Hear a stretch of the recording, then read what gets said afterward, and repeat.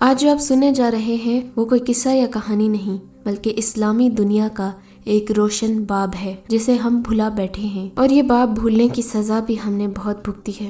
یہ واقعات حضرت عمر رضی اللہ عنہ کی زندگی سے لیے گئے ہیں، اور یقین جانیے اگر ہم ان کو سمجھ لیں تو ہمیں دنیا کے کسی لیڈر کو پڑھنے کی ضرورت نہیں۔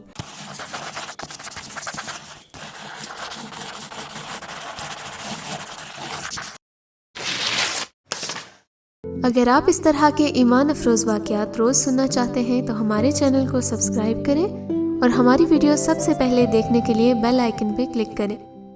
خلیفہ دوم حضرت عمر فاروق رضی اللہ عنہ نے جو کام سب سے پہلے اپنے دور میں کیے وہ 14 صدیاں گزرنے کے باوجود نئی وجود میں آنے والی ریاستوں اور حکمرانوں کے لیے مشعل راہ ہیں۔ آپ نے پہلی بار تنخواہ دار طبقے کی تنخواہیں مقرر کیں، پولیس کا محکمہ قائم کیا، عدالتی نظام کی بنیاد رکھی، فوجی چھاونیاں قائم کی، حکومتی عہدے رکھنے والوں کے احساس ظاہر کرنے کا تصور آپ نے دیا، حکومتی عہدیداروں کے احتساب کی روایت آپ نے ڈالی، اسٹریٹ لائٹنگ کا تصور آپ نے دیا، تجارتی قافلوں کی سیکیورٹی کا محکمہ قائم کیا، آپ پاشی کا نظام اور محکمہ قائم کیا۔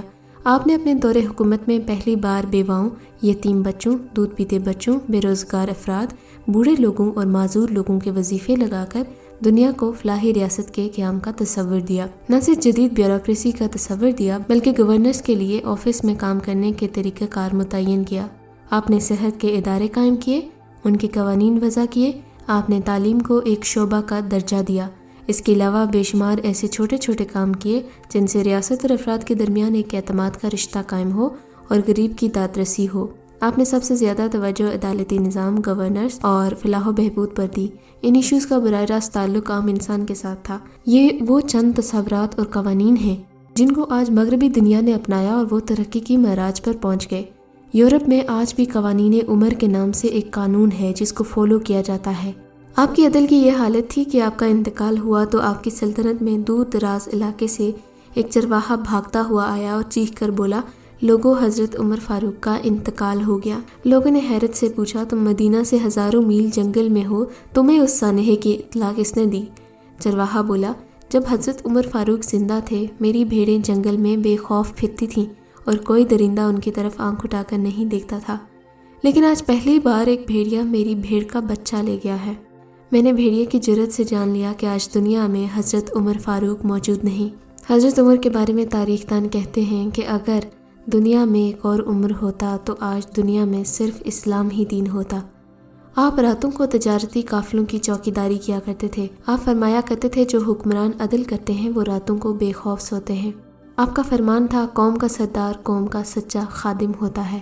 آپ کی مہر پر لکھا تھا، عمر نصیحت کے لیے موت ہی کافی ہے۔ آپ کے دسترخوان پر کبھی 2 سالن نہیں رکھے گئے۔ آپ زمین پر سر کے نیچے اینٹ رکھ کر سو جاتے تھے۔ آپ سفر کے دوران جہاں نیند آ جاتی تھی آپ کسی درخت پر چادر تان کر سایہ کرتے اور سو جاتے، اور رات کو ننگی زمین پر دراز ہو جاتے تھے۔ آپ کے کتے پر 14 پیوند تھے اور ان پیوندوں میں ایک سرخ چمڑے کا پیوند بھی تھا۔ آپ موٹا کھدر کا کپڑا پہنا کرتے تھے۔ آپ کو نرم اور باریک کپڑے سے نفرت تھی۔